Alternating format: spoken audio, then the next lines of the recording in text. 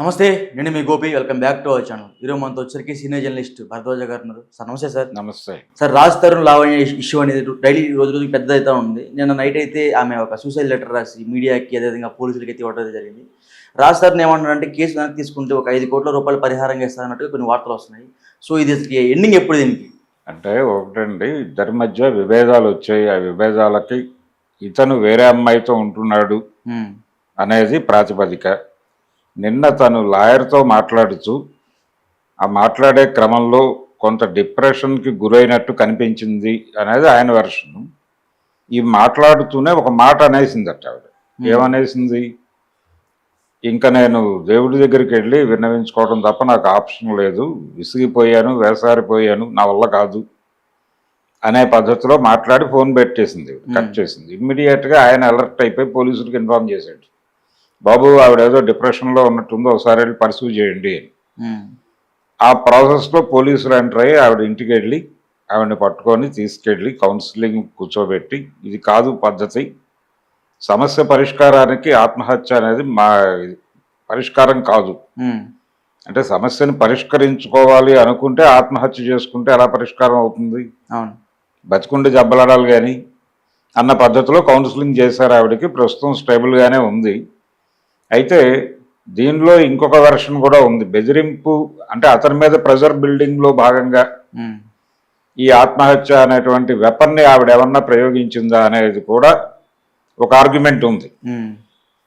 వీళ్ళిద్దరి మధ్య చాలా బూతు సంభాషణలు లీక్ అయ్యి, ఫోన్ టాక్స్ లీక్ అయ్యి ఒకళ్ళనొకళ్ళు చాలా దారుణమైనటువంటి భాష వాడుతూ మాట్లాడుకున్నటువంటి సందర్భం కూడా మనం చూసాం.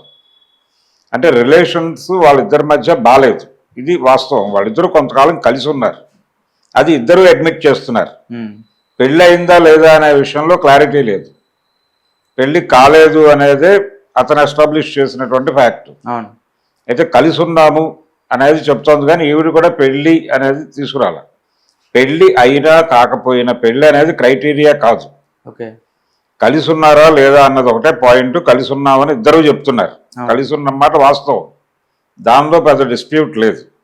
రెండవది, ఇతనికి సినిమా అవకాశాలు రావడంలో ఆవిడ పాత్ర ఉందని కూడా ఇతనే అడ్మిట్ చేశాడు. ఆవిడ కొంత సహకారం అందించింది అనేది తనే చెప్తున్నాడు. ఇంకొక వెర్షన్ ఏంటంటే, ఇంకొక యాంగిల్ దీనిలో, ఆ అమ్మాయి వేరే అతనితో ఉండేది, ఇతను ఉంటున్నటువంటి దాని ఇంటి పైన మస్తాన్ అనే అతనితో ఉండేదని, మస్తాన్ సాయి అతనితో గొడవ అయిందని, ఒకరోజు వాళ్ళిద్దరూ తీవ్రంగా ఘర్షణ పడుతూ ఉండగా తను వెళ్ళి ఆ ఘర్షణలో ఇన్వాల్వ్ అయ్యి ఆ అమ్మాయిని కింద తీసుకొచ్చేసి అనునయించినట్టుగా ఒక వెర్షన్ ఆయన చెప్పాడు. రాజుతారు జరిగుండొచ్చు, ఇతను తీసుకొచ్చి ఉండొచ్చు, తనతో పాటు ట్రావెల్ అయి ఉండొచ్చు, వాళ్ళిద్దరూ కలిసి ఉన్నారు, ప్రయాణించారు, అయిపోయింది. ఉండొద్దు అనుకున్నప్పుడు హ్యాపీగా విడిపోవచ్చు కదా, ఈ రచ్చక్కర్లేదు. ఇప్పుడు ఆ అమ్మాయి కూడా కలిసి ఉండాలి, అతను వేరే అమ్మాయితో ఉంటున్నాడు అనేది ఆ అమ్మాయికి తెలిసింది, దీని వలన గొడవ జరుగుతోందని చెప్తున్నాడు. అతను కేవలం అనుమానం మాత్రమే అంటున్నాడు, ఆ అమ్మాయి అనుమానిస్తోంది తప్ప అంటున్నాడు. ఒకవేళ అనుమానించింది వాస్తవం ఉంది అనుకుందాం, ఉన్నంత మాత్రాన వాళ్ళిద్దరూ ఆ అమ్మాయి ఇతన్ని కట్ చేయాల్సిన అవసరం లేదు.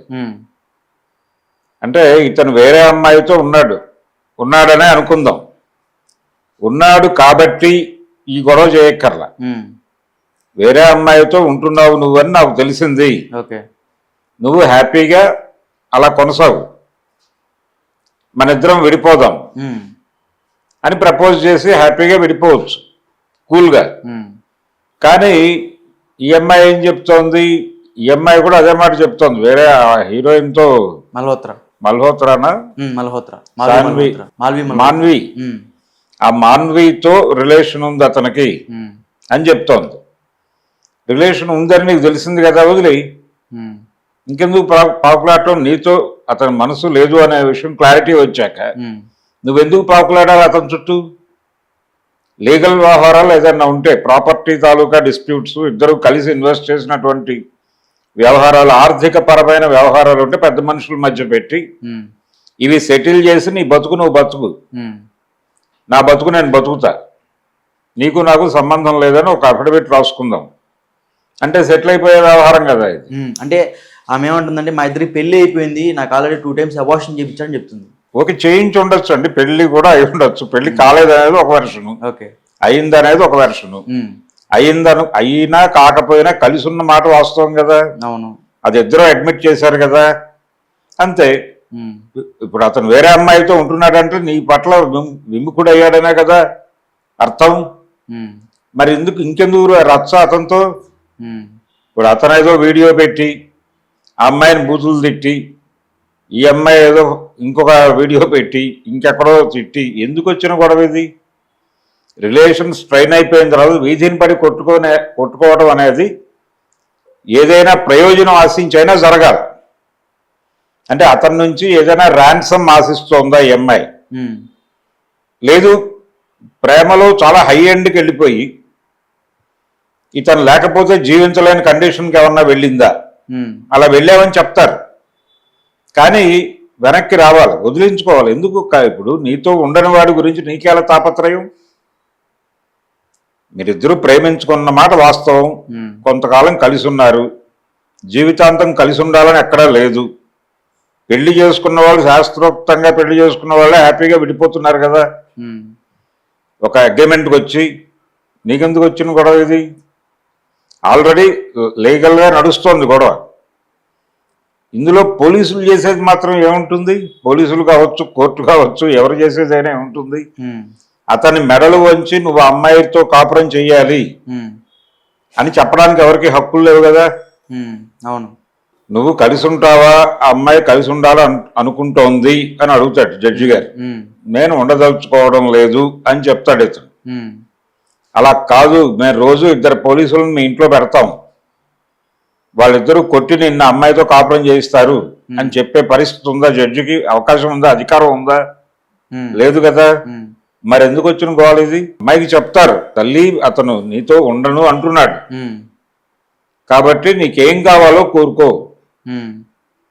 మీ ఇద్దరూ కలిసి ఎక్కడైనా ఏదైనా ఇన్వెస్ట్ చేశారా, ఏమన్నా భూములు కొన్నారా, కొంటే వాటి తాలూకా సెటిల్మెంట్. మీ ఇద్దరికి జాయింట్ అకౌంట్లు ఏమైనా ఉంటే వాటి తాలూకా డబ్బుల లావాదేవీ. లేదు, నీ దగ్గర నుంచి అతను ఏదైనా రుణంగా తీసుకుని ఉంటే దాన్ని విత్ ఇంట్రెస్ట్ రీపే చేయుట. దీంతో పాటు నీ జీవితానికి భరోసా కల్పించడం. అంటే సడన్ గా అతని వైపు నుంచి అతను వెళ్ళిపోతున్నాడు ఈ బంధంలో నుంచి, నీకు ప్రాబ్లమే, నీ ప్రాబ్లంని గుర్తిస్తున్నావు. కొంతకాలం పాటు నువ్వు నీ జీవితంలో సెటిల్ అయ్యే వరకు నీకు ఆర్థికంగా కొంత సపోర్ట్ కావాలి అనుకుంటే ఎంత అమౌంట్ అవసరం అవుతుందో నువ్వు ఒక్కసారి పీస్ఫుల్గా క్యాలిక్యులేట్ చేసి చెప్పు. చెబితే అతను ఆ పేమెంట్ ఇచ్చేలాగా మేము ప్రెజర్ తీసుకొస్తాం, సెటిల్ అయిపో. ఇంతకు మించి ఏమీ జరగదు ఎవరు చెప్పినా. దానికి ఆత్మహత్యలు చేసుకోవాల్సినంత అవసరం లేదు. ఎందుకంటే ఆ అమ్మాయికి ఆల్రెడీ ఒక రిలేషన్ స్ట్రైన్ అయి ఉంది, ఓ పాత చరిత్ర ఉంది అని చెప్తున్నాడు అతను. ఉందా లేదా అనేది ఈ అమ్మాయి కూడా అడ్మిట్ చేయలా. ఎందుకు చేయలేదు అనేది వేరే గొడవ, తన పర్సనల్ వ్యవహారాలు. ఇందులో ఎవరికి మాట్లాడే హక్కులు లేవు. వాళ్ళు సెలబ్రిటీలు కాబట్టి మన ఇద్దరం కూర్చుని ఇలా మాట్లాడుకుంటున్నాం. ఈ గొడవలు ప్రతి ఇంట్లోనూ ఉన్నాయిగా. పెళ్లి చేసుకున్న వాళ్ళు కానీ, రిలేషన్షిప్ లో ఉన్న వాళ్ళు కానీ, అంటే ఇద్దరు 2 యూనిట్లు, భర్త భార్య ఇద్దరు కూడా 2 యూనిట్లు. ఏ యూనిట్ బ్యాకప్ ఆ యూనిట్కి ఉంటుంది. బ్యాకప్ అంటే బ్రాటప్, వాళ్ళు పెరిగిన వాతావరణం, వాళ్ళు చదివిన సాహిత్యం, వాళ్ళు చూసిన సినిమాలు, వాటి తాలూకా ప్రభావం వాళ్ళ వ్యక్తిత్వాన్ని నిర్ణయిస్తుంది, అమ్మాయిని కానీ అబ్బాయికి కానీ. వాళ్ళు ఇతని కోణంలో అమ్మాయి ఆలోచించదు, అమ్మాయి కోణంలో ఇతను ఆలోచించడు. ఒక సమస్య వచ్చింది, ఆ సమస్యకి ఇతను ఒక పరిష్కారం అనుకుంటాడు, ఆ అమ్మాయి ఇంకో పరిష్కారం అనుకోవచ్చు. ఎందుకంటే తన దృక్పథం వేరు. ఇద్దరు ఒకేలా ఆలోచించరు. భార్యాభర్తలు అయినంత మాత్రాన ఒక విషయం మీద ఇద్దరు ఏకాభిప్రాయంతో ఉన్నారు అనేది భ్రమ. ఉన్నట్టుగా నటిస్తారు అంతే, సరెండర్ అయ్యి. ఇప్పుడు భార్యాభర్తల మధ్య ఒక విషయంలో ఒక నిర్ణయం తీసుకోవాల్సిన కండిషన్ వస్తే భర్త అనేవాడు ఒక అభిప్రాయం చెప్తాడు, ఇలా చేద్దాం అనుకుంటున్నాను నేను అని. ఇంతకంటే ఇలా చేస్తే బెటర్ అనే అభిప్రాయం ఆవిడ దగ్గర ఉన్నప్పటికీ సామాజికంగా ఈ భర్త అనేవాడికి ఉన్నటువంటి బుల్డోజింగ్ స్వభావము, దానికి సమాజం ఇచ్చేటువంటి ఆమోదం. భర్త అనేవాడు బుల్డోజింగ్గా ఉంటాడు కదా, నేను నడుపుతున్నాను ఈ ఇల్లు అనే పద్ధతిలో. ఆ బుల్డోజింగ్ స్వభావానికి సామాజిక మద్దతు కూడా ఉంది కదా. భర్తకి కాస్త లొంగి ఉండాలమ్మా అని చెప్తారు కదా. సినిమాలు కూడా తీశారు కదా. అవును, సర్దుకుపోవాలమ్మా, సర్దుకుపోదాం అనే సినిమాలు తీశారు కదా. గయ్యాళితనం వల్లనే కాపురాలు నాశనం అవుతాయనే సిద్ధాంతాలు చెప్పారు కదా. గట్టిగా అడిగితేనేమో గయ్యాళితనం అంటారు. అలా కాదండి, ఇలా చేసుకుంటే బాగుంటుంది, మీరు చెప్పిన విధానం బాగానే ఉంది, కానీ నా బుర్రలో ఇంకొక ఆలోచన వచ్చింది, ఇలా చేస్తే ఇంకొంచెం బెటర్గా ఉంటుంది అని చెప్తే మేల్ ఈగో అడ్డొచ్చి అతను యాక్సెప్ట్ చేయడు చాలా సందర్భాల్లో. నీ సలహా వినటం వల్ల కొంపలా బూజు పట్టిన ఆవకాయ జాడీగా తయారైంది లాంటి డైలాగులు కూడా వేస్తారు. వేసినప్పుడు లాగి రెండు పేక్కుండా కంట్రోల్ చేసుకుని, సరేలే సామాజిక మద్దతు కూడా అతనికే ఉంది కాబట్టి మనం ఒక 10 నిమిషాలు తలకాయ ఉంచుకుని వెళ్ళిపోతే సరిపోతుంది. ఆ తర్వాత వచ్చే నష్టం కూడా అతనే భరిస్తాడు కదా. మనకెందుకు గొడవ, మనం ఎందుకు బుర్రపాటు చేసుకోవటం అని తనకి తాను సమాధానపడి లొంగి ఉన్నప్పుడు ఆ కాపురం 100 ఏళ్ళు నడుస్తుంది. ఇలాగే కాపురాలు నడుస్తాయి. అక్కడికి ఏదో ఏకాభిప్రాయం ఉండి కాదు, సరే కానీ ఏదో ఒకటి చావని అనే పద్ధతిలో సరెండర్ అయినప్పుడు మాత్రమే నడుస్తున్నాయి. అలా కాకుండా వ్యక్తిత్వంతో ప్రవర్తిస్తే ఖచ్చితంగా గొడవలు అవుతాయి. గొడవ అంటే నువ్వు చెప్పిన అభిప్రాయానికి భిన్నమైన అభిప్రాయం నాకు ఉంది, నేను నీ అభిప్రాయంతో ఏకీభవించటం లేదు అని భార్య అందరనుకోండి, అతను హర్ట్ అయ్యి 2 ఆవేశంలో కొట్టచ్చు, ఏదైనా జరగచ్చు, ఇంట్లో సామాన్ పగలు కొట్టచ్చు, రకరకాలుగా. అంటే సైకలాజికల్గా ఒక డిజార్డర్ స్టేజ్కి వెళ్ళిపోతారు. నా మాట వినలేదు అనేది ఒకటి, రెండోది మేలీగో. ఇప్పుడు రాజ్ తరుణ్ చేసినటువంటి వీడియోస్లో అతని ఫేస్ ఎక్స్ప్రెషన్స్ గమనించారా మీరు? ఒక రకమైనటువంటి సైకలాజికల్ డిజార్డర్ ఉన్నట్టుగా తయారయ్యాడు అతను. అతని బాడీ లాంగ్వేజ్ మొత్తం కూడా, అంటే ఆ అమ్మాయి మీద రకరకాల కోపాలు ఉన్నాయి అతనికి. ఈ కోపాలన్నీ అతని వ్యక్తిత్వాన్ని, ఇంతకుముందు ఏదైనా వ్యక్తిత్వం ఉండుంటే అతనికి, ప్రస్తుతం అతను ఎగ్జిబిట్ అవుతున్న పద్ధతి అయితే ఒక సైకలాజికల్ డిజార్డర్ ఉన్న కుర్రాళ్ళలాగా ఉన్నాడు అతను. ఆ అమ్మాయి కూడా అలాగే బిహేవ్ చేస్తోంది. నిన్న సూసైడ్ చేసుకుంటానని అడ్వకేట్తో చెప్పడము, అంటే అదొక లీడ్. అతను అలర్ట్ అవుతాడు, అతన్ని అలర్ట్ చేయడం ద్వారా పోలీసులను అలర్ట్ చేసి తనని తాను ప్రొటెక్ట్ చేసుకుంటూ అతని మీద ప్రెజర్ బిల్డప్ చేసే స్ట్రాటజీ అయి కూడా ఉండొచ్చు, కాకపోయి ఉండొచ్చు. అవడానికి అవకాశం ఉంది, కాకపోవడానికి అవకాశం ఉంది. ఒక ఎమోషన్లో మాట్లాడేసి ఉండొచ్చు కూడా. అసలు అంత దాకా ఎందుకు తెచ్చుకోవాలి విషయాలను? అంత డెప్త్కి వెళ్ళి ఎందుకు ఆలోచిస్తున్నారు వీళ్ళు అంత లోతుగా? మానవ సంబంధం అనేది అవతలవాడు ఒక యూనిట్ అనుకుంటే, దీనిలో ధర్మము లేకపోతే రాజ్యాంగము ఒక మనిషిని కంట్రోల్ చేస్తాయనుకోవటం భ్రమ.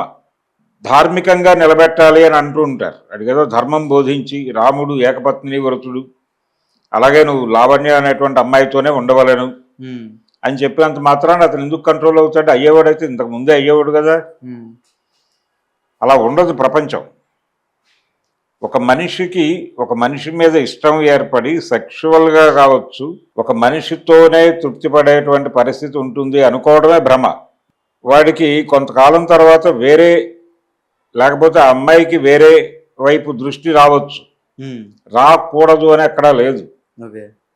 వచ్చినప్పుడు ఎలా హ్యాండిల్ చేయాలి అన్న దగ్గర ఇష్యూ. వచ్చినప్పుడు దండం పెట్టి వదిలించేసుకోవడమే ఉత్తమం. విడిపోవాలి అనుకునే వాడి దగ్గర ఆర్గ్యుమెంట్ ఉంటుంది, కలిసి ఉండాలి అనే వాడి దగ్గర బుల్డోజింగ్ ఉంటుంది, ఒత్తిడి ఉంటుంది. నేను విడిపోతాను మొర్రో అంటున్నవాడిని కలిసి ఉండాలి అంటే వాడు కలిసి ఉండడు, కలిసి ఉంచినా ఉండదు, అది నిలబడదు. ఎవడు ఎన్ని విధాలుగా చెప్పినా రోజు 2 కానిస్టేబుల్ అని వాడు పడక గదిలో వాళ్ళిద్దరితో పాటు పెడితే తప్ప వర్కౌట్ అవ్వదు. అది కూడా కష్టమే. వన్ ఫైన్ డే ఆ పోలీసులు ఇద్దరినే చంపేసి జైలుకి వెళ్ళిపోవడం బెటర్ అనే నిర్ణయానికి అటు రావచ్చు. అందుకని మానవ సంబంధాల్లో ప్రెజర్ అనేది పనిచేయదు. ఇప్పటికైనా ప్రపంచం పట్టించుకున్న ఆ కేసుని కూర్చోబెట్టి 5 కోట్ల లేకపోతే 10 కోట్ల అతని ఈ అమ్మాయి ఏం ఆశిస్తోంది? ఒకటి, ఈ అమ్మాయి అతని మీద ప్రేమ ఉంటే చంపేసుకోవడం బెటర్ ఇక్కడ దాకా వచ్చాక. ప్రేమ అంటే నువ్వు కలిసి ఉండాలి అడగటం వరకు రైటే, మన ఇద్దరం కలిసి ఉందాము, నువ్వు ఎందుకు అలా చేస్తున్నావు అడగటం వరకు ఓకే. నేను నీతో ఉండను అని అతను స్పష్టంగా చెప్పేసిన తర్వాత ఇంకా పాకులాడకూడదు. ఓకే బాస్, నువ్వు వెళ్ళిపోవు, మన మధ్య ఈ లావాదేవీలు ఉన్నాయి, ఇప్పుడు మనం ఉంటున్నటువంటి ఇల్లు తాలూకా రెంట్, ఇతర వ్యవహారాలు, నువ్వు వాడుకుంటున్నటువంటి కారులో ఫైనాన్స్లో నా డబ్బులు ఉన్నాయి, నువ్వు కట్టిన చీటీల్లో సగం డబ్బులు నేనే కట్టాను, ఇలాంటివి చాలా ఉంటాయి కదా వ్యవహారాలు కలిసి ఉన్నప్పుడు. ఇవన్నీ ఒక పేపర్ మీద పెట్టి ఇంత ఇవ్వాలి నువ్వు విత్ ఇంట్రెస్ట్, ఇది ఇచ్చేసి ఇమ్మీడియట్గా మనం పార్టీ చేసుకుందాం, క్లోజ్ చేసుకుందాం అనుకుంటే ఎంత హ్యాపీగా ఉంటుంది ప్రపంచం. బ్రేకప్ పార్టీలు జరుగుతున్నాయిగా ఒక పక్కన. ఇప్పుడు 3 ఏళ్ళో 4 ఏళ్ళో ప్రేమించుకున్న వాళ్ళు ఏదో వ్యవహారంలో ఇద్దరు కలిసి ట్రావెల్ అవ్వడం కుదరదు అనే విషయం అర్థమైపోయిన తర్వాత హ్యాపీగా బ్రేకప్ పార్టీలు చేసుకుని ఎవరి మనాన్ని వాళ్ళు వెళ్ళిపోతున్నారు కదా. ఎందుకు బ్రేకప్ పార్టీలు చేసుకుంటున్నారు అంటే మేము రిలేషన్లో ఉన్నాము, అది క్లోజ్ సెక్టార్లోనే జరుగుతుంది, క్లోజ్ సర్కిల్లో జరుగుతుంది, వాళ్ళని పిలుస్తారు వీళ్ళు వాంటెడ్గా ఆ పార్టీకి. ఎందుకు పిలుస్తారంటే మేమిద్దరం కలిసి ఉన్నామని కదా ప్రపంచం ఇప్పుడు అనుకుంటోంది, మేమిద్దరం ప్రేమలో ఉన్నాము రిలేషన్లో ఉన్నామని ప్రపంచం అనుకుంటోంది, మేము ఆ రిలేషన్ నుంచి రిలీవ్ అయ్యాము కాబట్టి ఇంకా మమ్మల్ని మేమిద్దరం ఒకటే అనే అభిప్రాయంతో మీరు చూడకండి, మమ్మల్ని ఇద్దరిని విడివిడిగా చూడండి, చూసి ఎవరైనా మమ్మల్ని ప్రేమించే వాళ్ళు ఉంటే ప్రేమించవచ్చు. ఇప్పుడు అంటే ఆప్షన్ ఇస్తున్నారు వీళ్ళు ప్రపంచానికి. దీనికోసమే పార్టీలు జరుగుతాయి, అంతకుమించి వేరే ప్రయోజనం లేదు. ఇంత ప్రాక్టికల్గా ప్రపంచం మారిపోయింది. మారిపోయిన తర్వాత ఇంకా అతనితో నాకు పాకులాట, నా మనసు ఇదైపోయింది అదైపోయింది నేను బతకలేకపోతున్నాను అంటే తప్పు కదా, అది సైకలాజికల్ డిజార్డర్. అమ్మాయిని కూర్చోబెట్టి ట్రీట్మెంట్ చేసి అతనితో కొంతకాలం ఉన్నావు, ఓకే అయిపోయింది, అది వదిలేసే మర్చిపో, అతని దగ్గర నుంచి ఏం రావాలో అది ఖచ్చితంగా రాబట్టు, నువ్వు నీ జీవితంలో ముందుకెళ్ళు. నీకు ప్రేమించే తత్వం ఉంది, ఆ తత్వం ఉండబట్టే వీడిని ప్రేమించావు.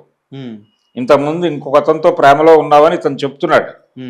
ఆ ప్రేమ ఉందో లేదో పక్కన పెట్టేస్తే ఆ మస్తాన్ అతనితో నీకు రిలేషన్ ఉందో లేదో అది వేరే గొడవ, ఇతనితో నీకు చెడిపోయింది, కానీ నీకు ప్రేమించే హృదయం ఉంది కాబట్టి ఇతన్ని వదిలేసి ఇంకొకళ్ళని ప్రేమించు. ఇంకోవైపు ట్రావెల్ అవ్వ, ఎందుకు నువ్వేం చేసుకోవాలి నీ జీవితాన్ని? నీకు ఫిజికల్ ఆస్పిరేషన్స్ ఉంటాయి, నీకు కోరికలు ఉంటాయి, అది తీర్చుకోవడానికి ఒక మార్గం కావాలి నీకు. ఇది పట్టుకు పాకలాటం ఎందుకు? వీడు కాదన్నవాడితో ఎందుకు గొడవ నీకు? నువ్వు కావాలి అనుకునే ప్రపంచం ఒకటి ఉంటుంది కదా, దానికోసం సెర్చ్ చేయి. సెర్చ్ చేసుకుని ఇంకో చోట జెండా పాతు ఇంకో సామ్రాజ్యం స్థాపించు, హ్యాపీగా ఉండు. ఎక్కడైనా సరే మనకు డిస్ప్యూట్ వచ్చిన తర్వాత ఘర్షణ పడటం వల్ల అనవసరమైన తలకాయ నొప్పి కొని తెచ్చుకోవటమే. మన ఆరోగ్యాన్ని మనం చెడగొట్టుకునుట, అవతల వాళ్ళ ఆరోగ్యాన్ని చెడగొట్టుట తప్ప ఇంకోటి జరగదు. ఒక మనిషితో మనకి కుదరదు అనుకున్నప్పుడు ఇమ్మీడియట్గా వాళ్ళని కూర్చోబెట్టి, బాబు నీతో నేను ట్రావెల్ అవ్వలేను, నీ ధోరణి నాకు నచ్చలేదు, ఇదిగో ఇవి పాయింట్స్, దీని మీద నువ్వు చెప్పుకోవాల్సింది ఏమైనా ఉందా అని చెప్తాడు. లేదు లేదు నేను ఆ రిలేషన్కి బైండ్ ఓవర్ అయిపోయాను, నేను అటే ఉంటాను అన్నాడు అనుకోండి సపోజ్. లేదు నీకు తెలిసిందా అయితే నేను మారుతున్నాను నీతోనే ఉంటానని చెప్పచ్చు. కానీ ఇది నిజమా కాదా, దీని మీద నిలబడతావా లేదా, కమిట్మెంట్ ఏమిటి అనేది ఒక క్రైటీరియాగా తీసుకుని అతనికి అవకాశం ఇచ్చి, బాబు నీకు 15 రోజులు టైం ఇస్తున్నాను, ఈ వ్యవహారాలు ఉన్నాయి మన మధ్య, అవి సెటిల్ చేసేసి ఇంత అమౌంట్ నాకు ఇవ్వాలా, ఇచ్చేసి క్లోజ్ చేసేయి, లేకపోతే నేను నీకు ఇవ్వాలా, అది సెటిల్ చేసేస్తాను, నువ్వు వెళ్ళిపో. ఈ రోజు నుంచి నువ్వెవరో నేనెవరో, నేను నా జీవితాన్ని ముందుకు తీసుకెళ్ళాలనుకుంటున్నా, నువ్వు ఎలాగో ఆల్రెడీ వేరే రూట్లో ట్రావెల్ చేస్తున్నావు, హ్యాపీగా వెళ్ళిపో ఆ రూట్లో, నేను అడ్డుపడను నీకు. ఎవరు ఎవరి జీవితానికి అడ్డుపడకూడదు. ప్రతి మనిషి అవతల మనిషి ప్రైవసీని గుర్తించి గౌరవించాలా. ఉమ్, భర్త అనేవాడు నా భార్య కాబట్టి అని ఆవిడ ప్రైవసీలోకి ఎంటర్ కావడం తప్పు. ఆవిడ పర్సనల్ ఫోన్ చూడటం తప్పు, వెరిఫై చేయటం తప్పు, ఆవిడకు సంబంధించిన వ్యవహారాల మీద దృష్టి పెట్టడం తప్పు.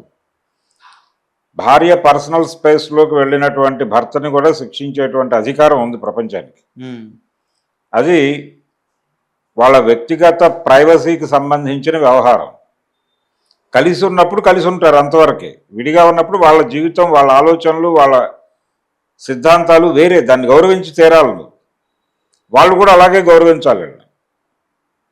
ఈ ఎవరికి వాళ్ళు మనిద్దరం వేరువేరు యూనిట్లము, కొన్ని అంశాల మీద కలిసి ప్రయాణిస్తున్నాము అంతవరకే. ఉమ్, అన్ని అంశాల్లోనూ మన అభిప్రాయాలు కలుస్తాయని ఏమీ లేదు. ఏ క్షణంలోనైనా మన మధ్య అభిప్రాయ భేదాలు రావచ్చు. వచ్చిన ఉత్తర క్షణంలో మనం విడిపోదాం ఉమ్, అని ముందే అనుకుని రిలేషన్లోకి ఎంటర్ అయితే ఈ దరిద్రాలు ఉండవు. ఉమ్, అందుకనే వెడ్డింగ్ కార్డు వేస్తారు కదా, పెళ్లి చేసుకుని ఉంటే. ఒకవేళ వీళ్ళేదో లివింగ్ రిలేషన్షిప్ అంటున్నారు. అవును. ఆ అమ్మాయి కూడా 2-3 చోట్ల ఆ మాటే వాడింది ముందు. తర్వాత ఎందుకైనా మంచిదని వివాహం అంటున్నట్టుంది. అవును. పెళ్లికి దానికి పెద్ద తేడా ఏం లేదు. ప్రపంచం వేరుగా చూడదు. ఉమ్, పెళ్ళి అంటే 10 మందికి చెప్పి చేసుకోవటం. ఊరేగింపు అంటారు కదా జనరల్గా. ఎందుకు ఊరేగింపు చేస్తారు? ఈ మధ్య కోట శ్రీనివాసరావు గారు ఎక్కడో చెప్పాడు. ఉమ్, ఊరేగింపు అంటే ఊరికి ఎరిగింపు అని. ఉమ్, అంటే ఊరికి తెలియజేయటం. వీళ్ళిద్దరిని ఎందుకు ఊరేగిస్తారు? పెళ్లి కొడుకుని పెళ్లి కూతుర్ని వీళ్ళిద్దరూ ఇక నుంచి కలిసి ఉంటారు, కలిసి తిరుగుతారు. మీరెవరు కంగారు పడకండి, ఇదేదో అక్రమ సంబంధం లాంటి దృష్టితో చూడకండి. వీళ్ళిద్దరూ శాస్త్రోక్తంగా మేము కలిపి వదులుతున్నాం మార్కెట్లోకి, మీరు కంగారు పడకండి అని చెప్పడం కోసం ఊరికి ఎరిగింపు, దాన్నే ఊరేగింపు అంటారు అని చెప్పాడు ఆయన. ఎంత ఎంత చక్కటి మాట అది. అలా ఊరికి తెలియజేయటం కోసం పెళ్లి చేస్తారు తప్ప దానిలో ఏమీ లేదు, విషయం ఏం లేదు. 10 మందిని ఎందుకు భోజనం పెడతారు? వాడికి రావాలంటే వాడికి ఒక అట్రాక్షన్ ఉండాలి. ఇక్కడ వాడిని పిలిచి వాడికి భోజనం పెట్టి, బాబు వీళ్ళిద్దరూ కలిసి ఉంటారా, రేపటి నుంచి నువ్వు కంగారు పడకు అని చెప్పడానికి. అయిపోయింది, that's all programme. Okay. Divorce అయిపోయిన తర్వాత దానికేం సెలబ్రేషన్ ఉండదుగా. ఉంటుందా? ఉండదు కదా. ఇంకేముంటుంది. కానీ బయట బ్రేకప్ పార్టీలు జరుగుతున్నాయి. అవి ఎందుకు జరుగుతున్నాయో చెప్పాను నేను. ఇంత క్లారిటీతో ప్రపంచం ఉన్నప్పుడు ఇంకా ఈ రచ్చ ఎందుకు, కొట్టుకు చావటం ఎందుకు, వీళ్ళు కూడా ఇంత సాగదీయటం ఎందుకు, ఇతను కూడా ఎందుకు ఆవేశపడుతున్నాడో నాకు అర్థం కావట్లే. ఆ రాజుతోరన్ అన్న కుర్రాడు అంత రెచ్చిపోయి అమ్మాయిని తిట్టాల్సిన అవసరం ఉంది. అతను అమ్మ జరిగింది ఇది, నెంబర్లో ఏదో తేడా ఉంది. అమ్మాయి 7 ఏళ్ళు అంటుంది, ఇతను 11 ఏళ్ళ నుంచి. ఇతను 7 అంటున్నాడు, అమ్మాయి 11 అంటుంది. వాళ్ళ రిలేషన్షిప్ స్టార్ట్ అయ్యి ఎప్పుడైనా సరే కనీసం సంవత్సరం అయినా కలిసి ఉన్నారా లేదా అన్నదే పాయింట్. ఆ 7 ఏళ్ళు ఈ 11 ఏళ్ళు కూడా ఇష్యూ కాదు. వారం రోజులు కలిసి ఉన్నా చాలు, కలిసి ఉన్నట్టుగానే లెక్క వేసుకోవాలి. ఇప్పుడు ఆ అమ్మాయిని వదిలేసి వెళ్ళిపోతాను అంటున్నావు, సెటిల్మెంట్ ఏమిటి? అంతే. Be practical. సైకలాజికల్ వ్యవహారాలు వద్దు ఇక్కడ. మనసుకి పట్టించుకొని ఆవేశపడటం తప్పు. ఈ ప్రపంచంలో ఏదైనా సరే నీకంటే ఎక్కువ కాదు అని ప్రతి మనిషి అనుకోవాలి. నాతో విడిపోతున్నాడంటే వాడి కర్మనే నువ్వు అనుకోవాలి, వాడు కూడా అదే అనుకోవాలి. అనుకొని విడిపోయేటప్పుడు పీస్ఫుల్గా అవతల వాళ్ళది సెటిల్ చేసి పంపించేస్తే వీడికి జీవితంలో ప్రశాంతత ఉంటుంది. ఏ సంబంధమైనా ఖచ్చితంగా 100 ఏళ్ళు మెయింటైన్ చేయాలి, నడపాలి అనుకోవడం అంత దౌర్భాగ్యం మరొకటి ఉండదు. పెళ్ళిళ్ళు 100 సంవత్సరాలు 1000 సంవత్సరాలు వర్ధిల్లాలు అనుకోవటం కంటే అమాయకత్వం ఇంకోటి ఉండదు.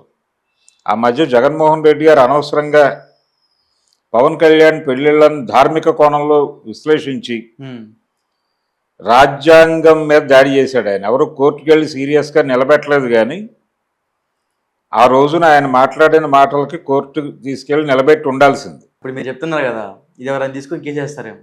ఇప్పుడు పవన్ కళ్యాణ్ అనే అతను ఒక అమ్మాయితో వివాహ బంధంలోకి ఎంటర్ అయిన తర్వాత ఆ అమ్మాయితో తన ప్రయాణం కుదరదు అనుకునే హక్కు అతనికి ఉంది. రాజ్యాంగం ఇచ్చింది, అది నువ్వు కాదు.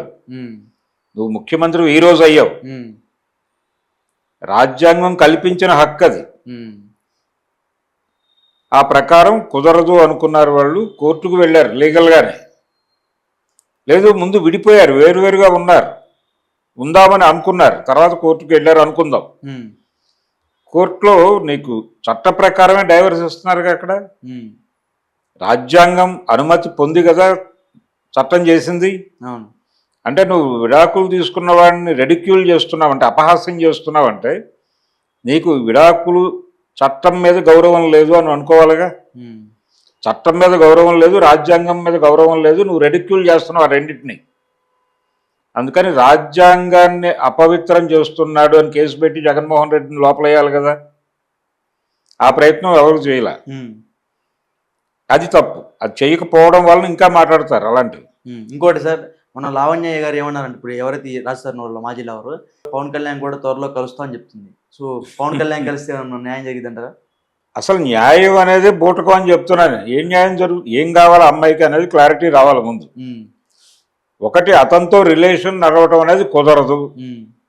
ఏం కావాలో క్లియర్గా ఆన్ పేపర్ పెట్టు, దానికి నీ దగ్గర ఉన్న ఎవిడెన్సెస్ ఏంటో చెప్పు.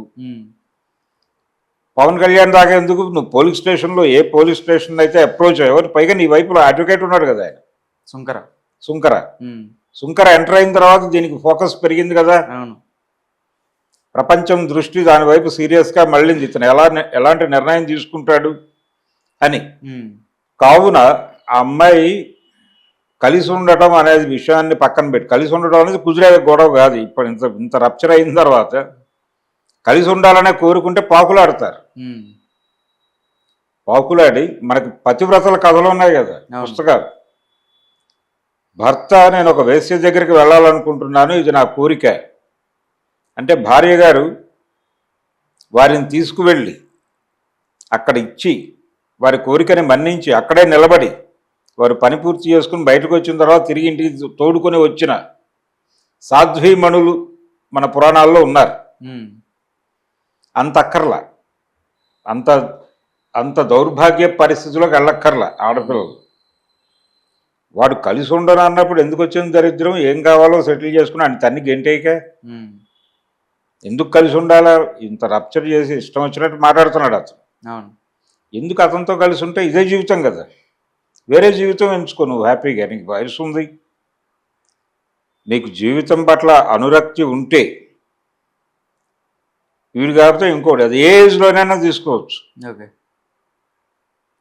కానీ ధార్మిక కోణంలో చూసి ఇలాంటివి రప్చర్ చేస్తారు. ఎన్టీ రామారావు గారు 72వ ఏట పెళ్లి చేసుకున్నాడు లక్ష్మీపార్వతి. ఆయన ఓపెన్గా చెప్పాడు ప్రపంచం ముందు, అయ్యా నేను నా ఆస్తులన్నీ పనిచేశాను పిల్లలకి, ఎవరి జీవితాల్లో వాళ్ళు సెటిల్ అయిపోయారు, నా భార్య చనిపోయింది, నన్ను చూసుకునేవాడు ఎవడు లేడు. చూసుకోవడం అంటే ఎవరో పనివాళ్ళు ఉంటారు కానీ ఒక కంపానియన్షిప్ లేదు నాకు. ఆవిడ 2-3 సందర్భాల్లో నాకు అండగా నిలబడింది. ఆయనకి 3వసారి స్ట్రోక్ వచ్చినప్పుడు కొంచెం ఈవిడ కూర్చుంది అక్కడ. అందరూ చూసి వెళ్ళిపోయిన తర్వాత ఒక టైం ఉంటుంది కదా, అప్పుడు ఆవిడ కూర్చుంది అక్కడ. సో నేను ఆవిడకి భార్యాస్థానం ఇద్దాం అనుకుంటున్నాను, మీకు ఏమన్నా అభ్యంతరం ఉంటే చెప్పండి ప్రజలను అడిగాడు ఆయన బహిరంగ సభలో. జనాలందరూ చప్పట్లు కొట్టి ఎరలేశారు. ప్రజామోదం లభించింది, పెళ్లి చేసుకుంటున్నాను అన్నాడు, అయిపోయింది. దాన్ని విమర్శించే హక్కు ఎవ్వరికీ లేదు ప్రపంచంలో, వాళ్ళ పిల్లలతో సహా. కానీ ధార్మిక కోణం పట్టుకొచ్చి ఆ వయసులో ఈ అమ్మాయి ఎన్టీ రామారావు గారిని పెళ్లి చేసుకుందంటే, పెళ్లి చేసుకుంటున్నాననే ప్రతిపాదన ఆయన చేశాడు ప్రజల ముందు, ఈవిడ చేయలే. అయినప్పటికీ ఆవిడ మీద బ్లేమ్ ఏంటి ఈ రోజుకి? లక్ష్మీపార్వతి మీద ఏదో ఆశించి పెళ్లి చేసుకుంది, రామారావుని వల్లో వేసుకోవడానికి ఆయన ఏమన్నా అమాయకుడా? 3 సార్లు ముఖ్యమంత్రి అయ్యాడు రాష్ట్రానికి, ఆయన్ని వల్లో వేసుకుందని మాట్లాడటం ఎంత దుర్మార్గం అది. ఆయన డోర్ తెరిస్తే కదా ఇవిడ వెళ్ళింది. అక్కడికి వెళ్ళటానికి ఎన్ని హర్డిల్స్ ఉంటాయి. అక్కడ దాకా ఆయన పర్మిషన్ లేకుండా వెళ్ళిందా ఈవిడ? కుదిరే వ్యవహారం కాదు కదా. వెళ్ళింది అంటేనే ఆయన యాక్సెప్టెన్సీ ఉందని, పైగా ఇవన్నీ అక్కర్లేదు అసలు, ఆయనే చెప్పాడు ప్రపంచం ముందు. దానికంటే అది వీడియో ఉంది, వీడియో సాక్ష్యం ఉంది. మేజర్ చంద్రకాంత్ సద్దినోత్సవ సభలో కదా ఆయన ఉంది. అందుకని లక్ష్మీ పార్వతిని బ్లేమ్ చేయటం అనేది ఒక దిక్కుమాలినతనం. ఆవిడ రామారావుని వలలో వేసుకుందని, ఆయన ద్వారా ఏదో ప్రయోజనం పొందాలనుకుంటే అనుకుని ఉండొచ్చు. అందులో నీకు వచ్చిన ఇబ్బంది ఏమిటి? నువ్వు కూడా ఏదో ప్రయోజనం పొందాలనే కదా అక్కడ చేరింది. అందరూ ఎవరి ప్రయోజనాలు వాళ్ళు పొందారుగా. ఆయన పిల్లలందరికీ బీభత్సమైనటువంటి ఆస్తుల పంపిణీ చేశాడు. అది మనకు కనిపిస్తూనే ఉంది ఈ రోజుకి విజిబుల్గా. విజయవాడ, హైదరాబాదు, విశాఖ 3 నగరాల్లో ఆస్తులు సంపాదించి బీభత్సమైన లెవెల్లో ఆస్తులు సంపాదించి పంచాడు పిల్లలకి. ఆడపిల్లలతో సహా ఇల్లు ఇచ్చాడు ఆయన. ఇప్పుడు చంద్రబాబు గారు ఉంటున్న ఇల్లు కూడా వారిచ్చింది, బాలకృష్ణ ఉంటున్న ఇల్లు వారిచ్చింది. ఎవరు వారు కొనుక్కున్నదే కాదు. రామకృష్ణ స్టూడియోస్ అది కూడా పిల్లలకి ఇచ్చేసాడు ఆయన. నాచారం స్టూడియో పిల్లలకి ఇచ్చేసాడు. ఇక్కడ మాదాపూర్ మెట్రో స్టేషన్ దగ్గర ప్రాపర్టీస్ ఉన్నాయి, అవి పిల్లలకి పంచాడు. రోడ్ నెంబర్ 13లో స్థలాలు ఉన్నాయి, వీళ్ళందరికీ పంచాడు. పురంధేశ్వరి గారికి ఇంకో కుమార్తెకి ఇచ్చాడు. పురంధేశ్వరి గారికి కూడా ఆ రోడ్లో ఇల్లు ఉంటుంది, రోడ్ నెంబర్ 13లో. అది కూడా వీరిచ్చింది. ఇంతమందికి ఇన్ని పంచాడు ఆయన. ఆయన ఏదో నా కంపానియన్షిప్ కోసం ఒక అమ్మాయితో ఉంటానంటే దానికి రచ్చ చేసి నానా గొడవ చేశారు కదా వీళ్ళందరూ. ధార్మిక కోణం పట్టుకొచ్చి అంటే ఆయన దగ్గర ఇంకా ఏదో ఉంది, ఈవిడ దానికి లైన్ వేస్తోంది, అది మనకు రావట్లేదని గొడవ. అంతకు మించి ఏమీ లేదు. ఇప్పుడు ఈ అమ్మాయి కూడా హ్యాపీగా వాడిని వదిలేసి, అసలు ఇంత టెన్షను, ఇంత గందరగోళం, ఆత్మహత్యలు చేసుకోవడం దాకా వెళ్ళక్కర్లేదు. ఏదో లక్కీగా లాయర్తో అంది. ఒకవేళ వెళ్ళిపోతారు ఆ మూడ్లో. కమిట్మెంట్ ఇచ్చాం కాబట్టి, ఆ కమిట్మెంట్ అంటే మాట బయటకు అనేసాం కాబట్టి ఆ మాటకి కట్టుబడి చచ్చిపోవాలనుకునే పరిస్థితి కూడా వస్తుంది ఒక్కోసారి. అనవసరంగా చచ్చిపోవటమే. చచ్చి సాధించేది ఏం లేదు, ఏం ఉండదు కూడా. బతికి సాధించాలి ఏదైనా సరే. బతికి సాధించాలంటే నిన్ను నువ్వు నిలబెట్టుకోవాలి. సైకలాజికల్గా నువ్వు సౌండ్గా ఉండాలి. నువ్వు సైకలాజికల్గా సౌండ్గా ఉంటే డబ్బులు ఇస్తాడు. ఇవ్వకపోయినా వదిలేసి నీ బతుకు నువ్వు బతకచ్చు కదా. నువ్వెందుకు డిపెండ్ అవ్వాలి వాటి మీద? వద్దు మొర్రో అన్నవాడి చుట్టూ పాపులాటం అంత దరిద్రం ఇంకోటి ఉండదు కదా. తెలంగాణ, ఆంధ్ర విడిపోయినాయి. తెలంగాణ వాళ్ళు విడిపోతామని చాలా కాలం నుంచి ఉద్యమాలు చేస్తున్నారు. ఆంధ్ర వాళ్ళు కూడా విడిపోతామని 72లో జయాంధ్ర ఉద్యమం చేశారు. సిడబ్ల్యూసి విడగొట్టడానికి సుముఖంగా తీర్మానం చేయగానే సమైక్యాంధ్ర ఉద్యమం చేశారు వాళ్ళు. విడిపోము అని సమైక్యాంధ్ర అన్నారు కదా. మేము విడిపోతాం మొర్రో అంటుంటే అది తప్పు. విడిపోతాము అన్నవాడి దగ్గర ఎప్పుడైనా ఒక ఆర్గ్యుమెంట్ ఉంటుంది. ఎందుకు విడిపోతున్నాము అనేది ఒక ఆర్గ్యుమెంట్ ఉంటుంది. కలిసి ఉండాలి అనే వాళ్ళ దగ్గర ఆర్గ్యుమెంట్ ఉండదు. ఎందుకంటే వీళ్ళే వాళ్ళ పాలిటీ విలన్లని వాళ్ళు ఆల్రెడీ ప్రకటించి ఉంటారు. ఇప్పుడు ఆయన లావణ్యం మీద 100 ఎలిగేషన్స్ చేస్తున్నాడు. ఎవరు? రాజ్ తరుణ్. అందులో కొన్ని వాస్తవాలు ఉండొచ్చు, అవాస్తవాలు కూడా ఉండొచ్చు, లేవని ఎవరు అంటలేదు. కానీ వాడు ఉండదలుచుకోవడం లేదు అనేది స్పష్టం కదా. ఇంకెందుకు వదిలిపారాయి వాడిని? దాన్ని ఎందుకు మనసుకు తీసుకుని ఆత్మహత్య దాకా ఎందుకు వెళ్ళాలా? అది పరిష్కారం ఆ కేసులో. అలా జరిగితే సెటిల్ అయిపోతుంది. దాన్ని ఏదో జనాలు అదేదో ఇద్దరు, అతను సెలబ్రిటీ కాబట్టి అతను అమ్మాయిని చంపైపోయాడని ఒకరోజు, ఆ అమ్మాయి చచ్చిపోయిందని ఒకరోజు, ఇలా ఇదొక ప్రాపగాండా ఇష్యూ జరుగుతూ ఉంటుంది ప్రపంచం మీద. మధ్యలో పరువు అనేటువంటి ఒక వ్యవహారం పట్టుకొచ్చేసి ఇంకో రప్చర్ చేసి వాళ్ళకు వాళ్ళు మానసికంగా తమని తాము చిన్నబుచ్చుకుని అప్పుడు కూడా ఈ ఆత్మహత్య నిర్ణయాలు వస్తాయి. పరువు పోయింది, ఇంకెలా బతుకుతాం తలెత్తుకుని, అదొక రాంగ్ నోషన్. పరువు అనేదే భ్రమ. పరువు అనే భ్రమచాటును చాలామంది అనవసరంగా చచ్చిపోతారు, అనవసరంగా చంపేస్తారు. అంచేత చాలా దరిద్రాలు ఉన్నాయి మన జీవితాల్లో. వదిలించుకోవాల్సిన దరిద్రాలు చాలా ఉన్నాయి, మన అంటిపెట్టుకుని తిరుగుతూ ఉంటాయి. బాలకృష్ణ గారు చెప్పినట్టు వైఫై లాగా చుట్టూ తిరుగుతూ ఉంటాయి. వాటిని వదిలించుకోవాల్సి ఉంటుంది. ఆ ప్రయత్నం చేయగలిగితే బెటర్. వాళ్ళిద్దరిని తీసుకెళ్ళి సైకాట్రిస్టుల దగ్గర కూర్చోబెట్టి కొంచెం కౌన్సిలింగ్ చేసి నువ్వు ఎంత ఇవ్వాలా అమ్మాయికి ఇచ్చిపడే 5 కోట్లు అనే మాట అతని దగ్గర నుంచి వచ్చింది అంటున్నారు కదా మీరు, వార్తలు వస్తున్నాయి బాగా. వార్తలు వస్తున్నాయి. ఇచ్చేయమనండి. ఆ అమ్మాయి 5 ఏంటి, 5 అనే ప్రపోజల్ అమ్మాయి ముందుకు వెళ్తే 5 ఏంటి అటు 10 దాకా ఇవ్వాల్సి ఉంటాడు అందనుకోండి. ఇంకో 2 వేసి 12 కోట్లు ఇచ్చి సెటిల్ చేసుకోవా, డాక్యుమెంట్ రాసుకో, వెళ్ళిపో, అంతే, క్లోజ్. ఓకే. మనసుకు పట్టించుకోవడం అంత చండాలం ఇంకోటి లేదు.